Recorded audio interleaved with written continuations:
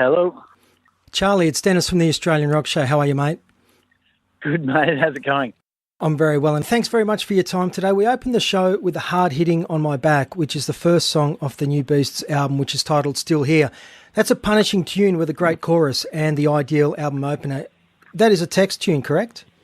It is a text tune. Yeah, and you're right. It's a great opener. It'll be a great set opener, I reckon. And it does all those things you just said. Yes. Now the hard hitting, good chorus. It is, and the band's mythology, Charlie, and reputation aside, there is no denying that there is a legitimacy to much of the Beasts of Bourbon material. And from what I've heard of the new record, many of these songs are in keeping with those great albums from the band's past. So congratulations, it's a killer record. Oh, thanks a lot for that. Yeah. Now someone asked, just to go on for that. From that, someone's asked me recently in one of the interviews about that very thing, and said, where does the songwriting? What's the inspiration for the songwriting? And the answer is the Beasts of Bourbon. It's because it does completely stay true to itself, even though we're called the Beasts now. It's it's firmly in line with all the parameters of the Beasts of Bourbon. So the new record is out tomorrow, 15th of February, with the band out and about from the 21st of February, touring throughout the country with support acts including Dallas Crane, the Johnnies, and also the excellent Painkillers at the Fremantle and Perth gigs. So punters old and new are encouraged to get along and see some righteous rock and roll. Now, Charlie, the band is sounding amazing and are obviously well rehearsed. Did it take a while for the old chemistry to kick in, particularly with Boris and Kim back in the fold? No, not really. Not at all, actually. We had done a show in Spain where Spencer was meant to go, but he was too unwell to go for one of those, the original lineup type, all tomorrow type things. And so I played with Boris and Kim there, but also on the night of Brian Hooper's benefit, because Brian was adamant to play that night, and it was an incredibly emotional and wonderful experience. You're in a wheelchair with the oxygen mask, and it was incredible. But for the sound check for that, Brian couldn't come to sound check, so Boris got up and played, and he'd learnt those songs that we were going to do in the set. And so when we played then, it was really good that for the sound check and text, and I go, well, if Brian can't make it to this gig, that'll be great, Boris. So we already kind of, you know what I mean, in little increments had kind of felt each other out, even though no one had really spoken about it because we didn't want to talk about after Brian's gone, will you? It was just sort of, it was kind of a given, really, because when we set out to do this record, Brian was still alive. It was after the performance at the Prince of Wales that we go, Jesus, let's get as many members as we can, And so Boris and Brian would have been playing bass, but Brian passed away before the session started. Well, I guess that, the next question is, I guess, how difficult was it to get back in the studio and record with, I assume, a lot of emotion and grief present? It was pretty hard. I've been in this situation with other bands, actually, a bit, and it is hard, but at the same time, music can be so cathartic, and really it helps to sing and play about it in a way. Mm-hmm. I mean, your mind and your emotions does sort of hang around you while you're in there doing the work, because of course in the studio there's a lot of just sitting around, and you do think about it all, but I think, in a big way, it helped us all. And then after, when Spencer made, obviously, to the studio a couple of times, he's only on one song because he was very unwell at this stage. But even then, when he passed away afterwards, still the record is kind of cathartic for that too, even though he was there, but he wasn't well. If you listen to at the hospital, which he's playing the acoustic guitar, and you can hear him sort of fading in and out, But that's exactly how we put it down, and we wanted to keep it like that. It's kind of like a work of art. It's kind of like a portrait of him in a sense. Now, I know you've played and recorded with Kim. Had you worked with Boris previously? No. Kim and I have done a few things way back. I played on a couple of tracks on Sin Factory and also played in an early version of, maybe it's called STM or something. And that was all great times back then, you know, when Melbourne music scene was in one of its really fruitful periods. It was a great time actually back then, you know, particularly the southern part of the, you know, St Kilda and Richmond and those areas. St Kilda's not so good these days, but it was rocking back then. Just focusing on the new album, was there pressure, be it self-imposed or otherwise, to come up with an album that did justice to the band's legacy and perhaps even to honour the passing of both Brian and Spencer, if I can say it like that? Well, no, you can, and it does definitely honour the passing of Brian and Spencer, and you're right. But the interesting thing is, we didn't go into the studio to set out to make an album. We were going into the studio. It was more like, hey, you know, I got a couple of grand. Let's go and get all the members we can and make some music. It wasn't like, let's go and make an album. Let's just go and get everyone together and record a couple of tunes to kind of get over it all. You know, in this cathartic sense, we didn't set out to make a record. And then as the sort of the few days that we did it in sort of went past, started going, gee, that's just coming together pretty well, isn't it? And sort of each of us was sort of surprised by this. And then by the end of it, and I remember we were like, fuck, let's put this out. We've got enough for an album, easily. And then it kept growing on us all individually. And then I remember being at Spencer's funeral, and as we left the funeral, Tex and I in the car together, starting to talk about it, and he's going, and we're both saying, geez, it really came up better than we both expected, didn't it? And yes, it did, but part of the beauty of that is we weren't expecting anything. We just were going in there to sort of, as a bunch of mates, to honour our mates and kind of an end of an era in a sense.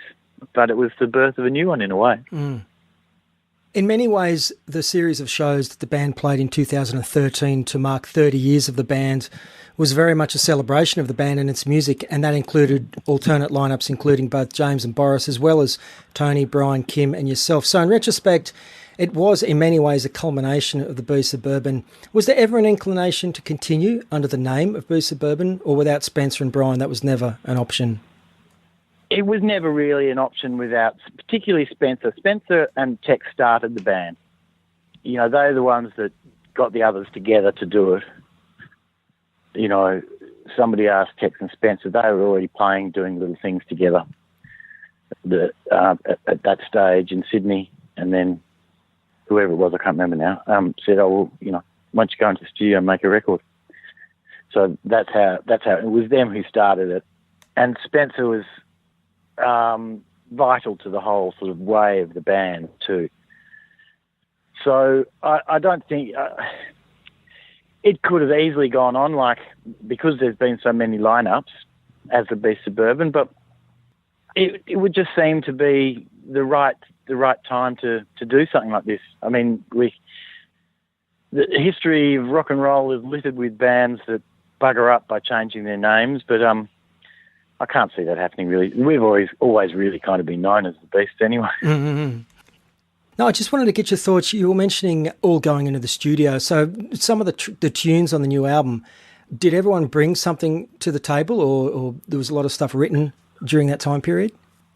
Well, the first sessions we did, the cover had been suggested, the two covers. Mm.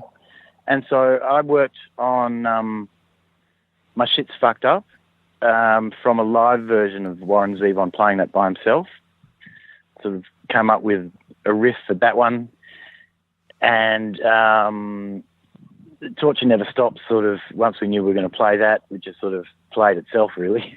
And so the other ones, most of them we just listened to on the spot in there, and, you know, someone said, oh, it goes like this. And we just go, oh, okay, right, and then work out a bit to play and play.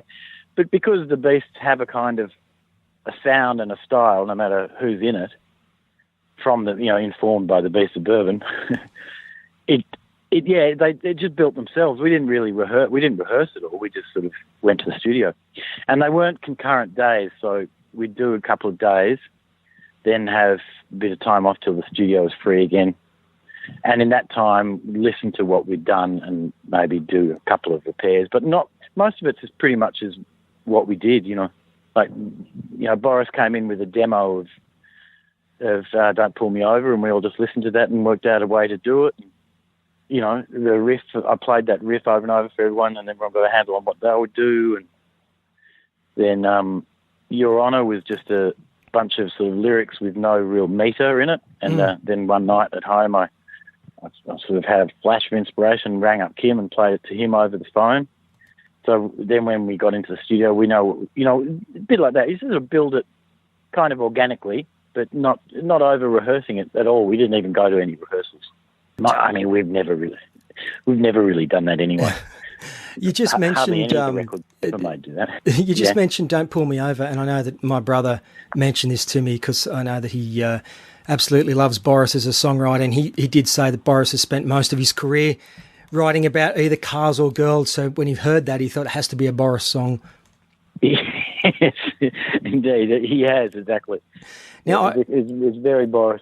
Really, really love Drunk on a Train, which is a James Baker tune recorded with his outfit, the Painkillers, in 2006. Now, I love the Painkillers version, but with added grunt and Tex's vocals. This really sounds like a Beasts tune.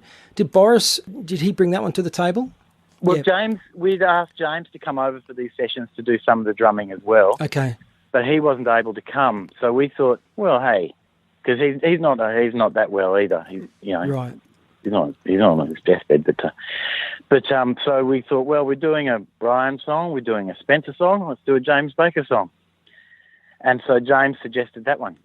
It's a good thing to have a track like that on the album. I think it's a bit light-hearted, but heavy and light-hearted at the same time. Yeah. Absolutely love Pearls Before Swine, which is total Kim Salmon and his distinct swampy, fuzzed-out guitar tone. That tune has the line, "They like to call me the magnet of decadence and depravity." Was that song written about anyone in particular? Well, it was written about the Beasts of Bourbon, and he offered it to us when he wasn't in the band on the last album, and it didn't really fit in with what we were doing. Not as good, or not in a qualitative sense, but just in a stylistic sense, it didn't really quite fit on the last album, and so we never did it. And so now, as this came around, we thought, hey, let's do that song. And it's been changed lyrically a little bit, but it's more about the Beasts. It's a kind of fictitious, but it's about the Beasts of Bourbon. But it's not. I don't think it's particularly directed, say, at Tex or him or anybody. You know what I mean? Yep. It's kind of like I don't know what the word for it is, but me not having, I didn't write it, Kim wrote it, and then Tex changed some of it. Like, I am a Beast of Bourbon was how it used to start, and then we changed it to I was a Beast of Bourbon. There's a few little things that sort of make it more, a little broader and a bit like this fictitious thing, the Beast of Bourbon, which in a way, in its legendary status, kind of is in a way, because the Beast hardly ever played, and when it did, it'd come out and sort of wreak havoc on the world and disappear into its cave. So that's the way I kind of see that song. I did just want to make mention of the couple of covers you mentioned before that are included on the album, being Zappa's Torture Never Stops and a cover of Warren Zevon's My Shits. Now, going right back to the band's infancy, Tex has always had that uncanny ability, like few others, to interpret a cover song and make it sound, like a Beasts tune, going back to Psycho or Ry Cooder's Hard Work, Driving Man, or even Right On. And again, on this record, these, they're great cover choices, and they sound like Beasts tunes, if you know what I mean. Whose idea was it to record these? Whose idea? Yeah. I think they both came from Tex, actually. And then I worked on My Shit's Fucked Up, like I was saying. I really liked the album version, but I really got taken by the Dave Letterman performance when he's on his own on guitar. It's slightly different, and I simplified it to, there's certain things to sort of force something into a more Beasts flavour than his more sort of Celtic Americana version. So a lot to do with simplifying, dumbing down the riff, and also, of course, Tex knew he was going to be able to sing that one, and Torture Never Stops in the way that would be appropriate, you know. You know, Zappa's reputation as a lyrical genius is obvious, yet as too is the late Spencer Jones, and listeners, as we've touched on before, are reminded of this on the tune at the hospital, which is overflowing with his wry observations. I mean, anyone who can rhyme cosmetic realignment with gender reassignment, that's brilliant, isn't it? It certainly is. It certainly is. Yeah, and even in the song Your Honour, we make mention of this, of Spencer's ability with words. There's a line at saying it was Spencer who rhymed Campuchia with souvenir. You know, obviously quoting off Chase the Dragon. I've always thought that about Spencer. When I first met him, I thought, wow, this guy, okay, he's a great guitarist and big fan of, very knowledgeable about lots of music. But I've always thought, geez, his lyrics are just fantastic and really great. And all the way through his solo albums, I played on a few of them, just been, you know, far out. There's some songs like Trick My Boat Wrong. It's incredible. But anyway, that's one of the legacies of Spencer Jones, is this great lyrics, the body of lyrics, because he's written heaps of songs. You know. Agreed. Now, another tune that stood out to me is the catchy All Lies. What can you tell us about that tune? That was another one that we just worked up straight in the studio, just off you know, I think Kim played me the riff, or somebody played me the riff, and we just sort of built it in the studio. Some of these songs, you get them down so quickly, you don't really have time to think, and then afterwards, there's not much of it in your memory about, particularly that one. I think all the way through that's Kim had wanted me to play a certain thing, and all the way through getting that sort of organised and orchestrated, I was in my mind, you know, everything else was closed off, trying to work out how to get this part to work and to do it in my way. And so I sort of switched off while they were working on that song, if you know what I mean. It's a funny, but it happens sometimes. If you've got a part to play that you know it's going to play a central kind of role, but sometimes you just got to switch off from what's going on around you and just go into your mind and sort of sonically visualize what it's going to sound like, and then work out how to achieve that result. And that song, it just flew straight past me, and then suddenly it was finished, and there it is, sort of thing. It's a strange one, that one. What's it like? You just mentioned Kim. What's it like playing and sharing guitar duties with Kim, who was a different type of guitar player to you, I guess, and how did you determine who would be playing the different solos or guitar parts on this? Well, because I think it's basically because we are so different to each other, it made its own mind up, you know, who's going to play what, really. And I'm kind of looking forward to that whole thing, playing with Kim in this regard. Like, Spencer also used to play some guitar solos, but essentially was more the songwriting rhythm guitarist in that band. So there's most of the older songs we'll do, I'd probably play Spencer's part, and the newer songs, Kim would play Spencer's part, just because they're the parts that either him or I had done on albums. But in terms of the new album, we didn't really have to discuss it outwardly at all. It was like, you know, for instance, it's all worked out pretty smoothly and calmly without. And the secret is that we're such different players, it's obvious where each one should be. And, you know, we're all experienced enough now to know, to be able to see that. Sure. You know. Mate, what can punters expect in the set list? Any surprises? Master and Slave? Love that tune. Or the epic New Day of the Dead? Execution Day, maybe? Maybe Execution Day. Yeah, maybe Execution Day. I'm loath. Master and Slave would be a ripper to do, but I don't know. I don't know if we can do that one. I've always loved that one. What about live? Always great. I'd love to hear a version of Spencer's "Run With It." Well, never a Beast song, so I can't see it. We got too much catalogue to be going into any more of anybody else's solo material. But Run with that was a good tune, wasn't it? That was off the Rumour of Death album, wasn't it? Yeah. So after these Australian dates, Charlie, are the European dates booked in? Not as yet. Not as yet? No. Okay. We were going to be going in the middle of the year, but that's too soon for Europe, so we'll go probably... Well, we will definitely go over to Europe. It's just later on in the year. What are your other plans for the year, mate? Well, I haven't really got that much planned at the moment, mainly because I've been so... the last few years have been pretty full on with all my friends dying, and I've been did the year with Paul, and then Text on and Charlie, and all these things, and I've been having a sort of up until now, till this, having a bit of a pause time and just being with the family for a while, which has been great. But I'm just in the throes of trying to think of. I'll probably just do work on a new solo album over winter, actually. Nice. But with me, something always comes up that I'd like to do some more shows with Paul. We always talk about that. That was another record born out of a close friend's death. We played at his friend's funeral, and on the way home we go, funeral songs. That's interesting. We'd already played at Chrissy Amplett's funeral together, so that's how that came about. And so we've always been threatening about what about songs at the wake.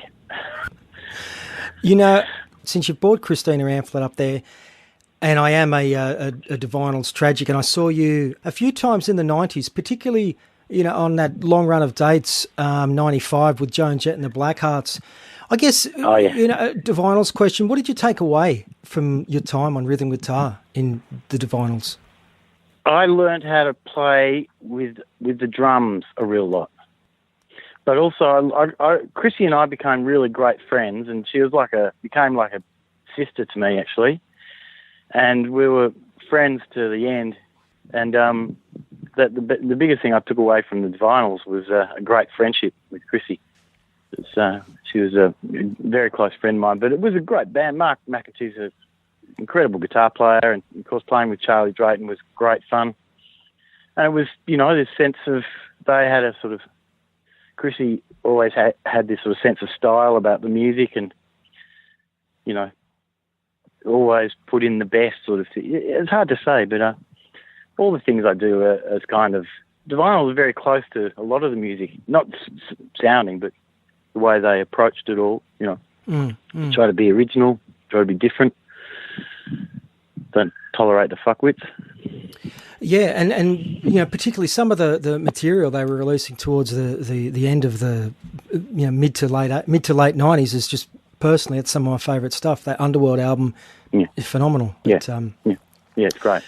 Mate, there's so much more to the Charlie Owen story that we could have talked about today, but didn't, as I did purposely want to keep the questions contemporary and focused all on the Beast's new album. So we will have to get you on this again and dig deeper into your past. But until that time, listeners need to check out the new Beast's album, which is called Still Here, and get off their asses and get out and see the band on tour throughout late February and into March. Yeah, I reckon. Yeah, come and see it. It's going to be a great fun tour, I reckon. The real rock and roll deal. The album's being really well received everywhere. Everyone's really liking it, and it's a great thing and a great tribute to our friends. Mate, before we go, every guest on the show gets to request a song by an Australian band, something which is significant to you. What would you like to choose and why? Well, another one of our very dear friends who was integral in all of our music, Tony Cohen, also passed away recently, and I reckon I'd like to hear the first single he produced, which was Supernauts' I Like It Both Ways. Fantastic. Let's close out with that. Thank you very much for your time today, and good luck with the tour. No problem. Thanks a lot.